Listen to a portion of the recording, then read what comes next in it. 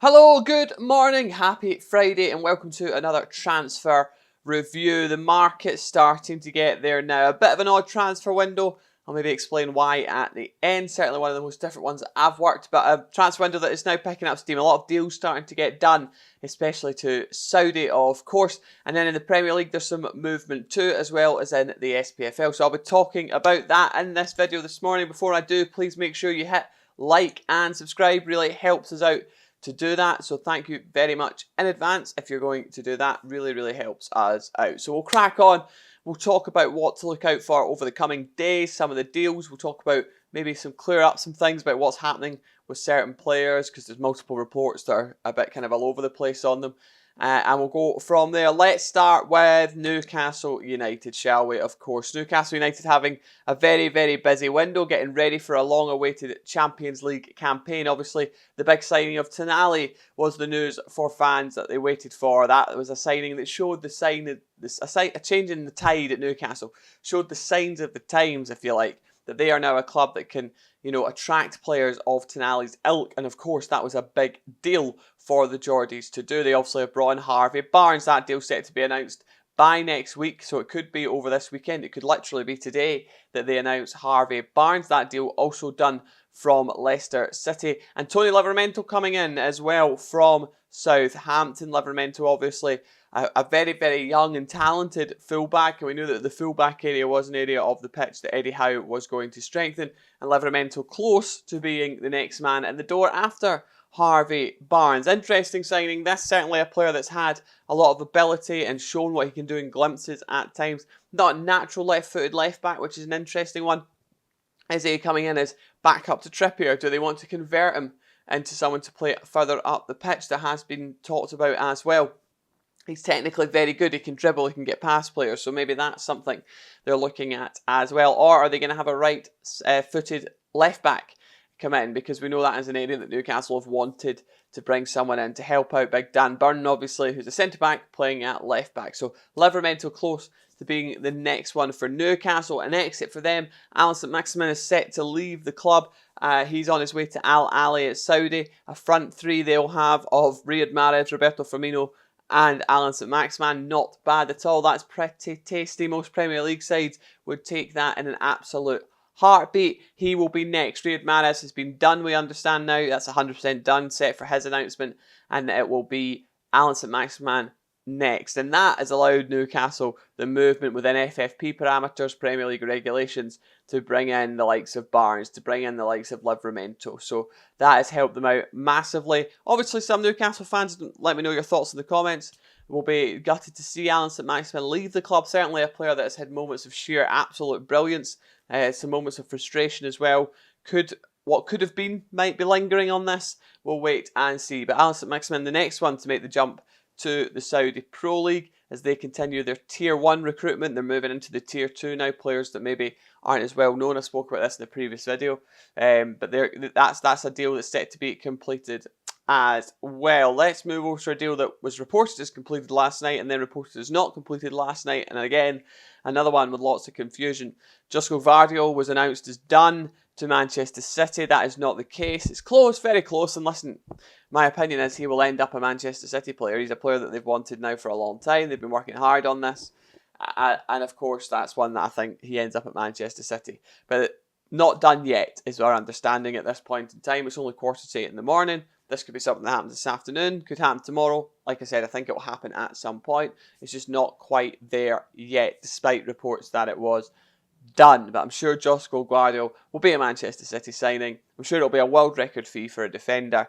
And that is all moving in the right direction. Certainly happy it wasn't a young journalist or someone lesser known, because I'm sure they would have got a pile on of abuse. But that's not the case. Good. And these things happen. These things happen. Everyone puts reports out sometimes and it's not quite accurate. It's not exactly a lie. He will end up at Manchester City at some point. So Josko Gvardiol on his way to Manchester City at some point. Whenever that will be, we'll wait and see. Let's talk about Everton. A lot to talk about Everton Football Club. A busy club. They need reinforcements for sure. They don't want to face another season of a relegation scrap and battle. Number of players to talk about here. Let's talk about a deal that is close to completion. Again, not quite 100% over the line, and certainly one that Many Everton fans will wait till he's holding the shirt, I think, before they believe it's done. Of course, that is Arnaut Danjuma. We know that he's coming in on loan from Villarreal for the season. His medical at the weekend. All those paperwork still not 100% signed, so not 100% a done deal, but extremely advanced at this point, obviously. And I think everyone is taking precaution, quite rightly, or just taking their time in announcing this as a done deal because of obviously what happened in January when he was set for Everton. You know, he got the here we goes and everything else, and then boom, he ends up at Tottenham. And I think it's a bit wise to wait and see on this one until those papers are signed because he's still got interest from other clubs. And I'm not tempting fate again, but certainly one that it's best to wait and see on at this point in time. But we do know Everton need attacking options. They need players in there, and that is certainly the area of focus at this point in time. Let's talk about Brian Brobby at Ajax, a player that the club want. Reports that they are interested in him are correct. He is a player that Everton would like to bring in. Still a young man himself, only 21 years old, but we do know this is a move that would interest him. Powerful striker, 13 goals for Ajax last season.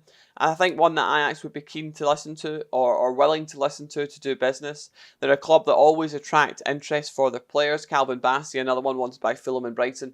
He could also be out the door, but Brian Brobby is 100% a target for Everton, or a player they would like to bring in. At this point in time, they're considering a bid, again at 7:48 in the morning on this Friday. They are considering a bid for Brobby. Ajax are aware of their interest. Brobby's people are aware of their interest, and like I said, he would be keen on a move. One to watch over the next week for sure. This could move into a bid and official talks quite quickly.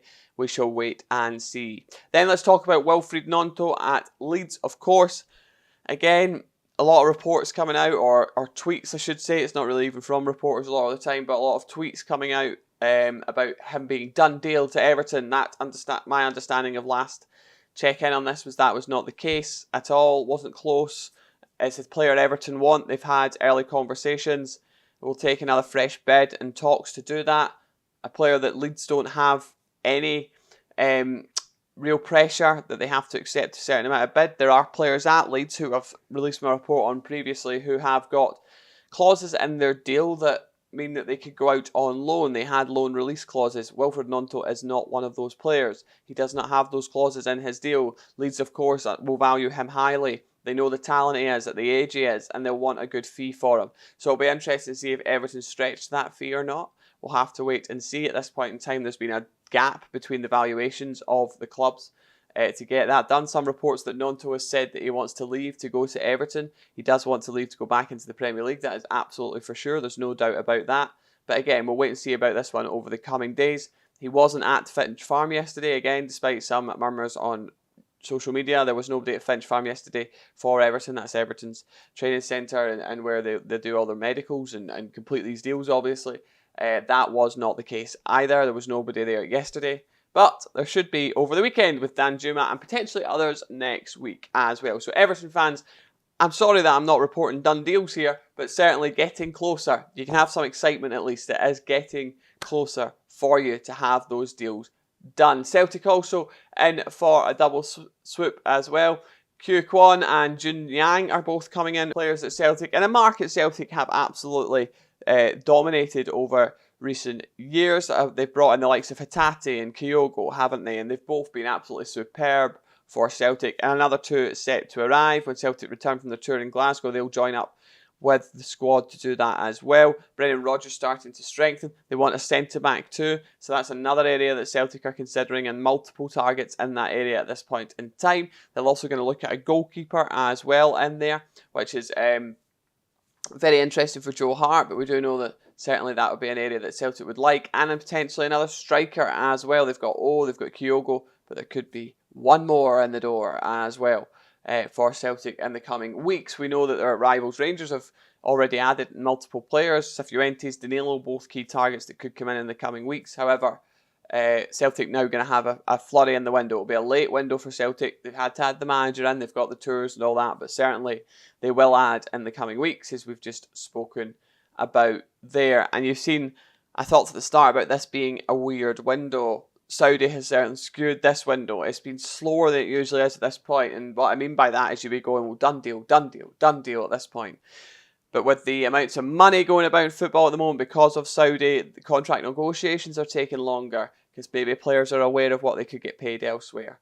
And certainly, maybe a lot of clubs are waiting because they know that their players might be on that Tier 2 list or Tier 3 list as Saudi build their league before they go and move on targets because they're waiting for the income to come for that player and then they'll move on other targets. So everything's kind of rolling on and taking its time, and it's making for a bit of a weird window for us journalists, right? But of course, that is just the nature of it at this point in time. We are going to have a late flurry in this window, there's no doubt about it. I think August is going to be absolutely bonkers, and I'm prepared for it. I have my big vat of coffee here, and I'm ready to go. So make sure you're with us for that. All the links in the description to follow me on Twitter or follow any Football Insider information. All the links are in the description. They're clickable links, so you can have a look there. Make sure you hit like and subscribe. Thanks so much for watching, and I'll see you in the next one. Good morning, and have a great Friday. Cheerio.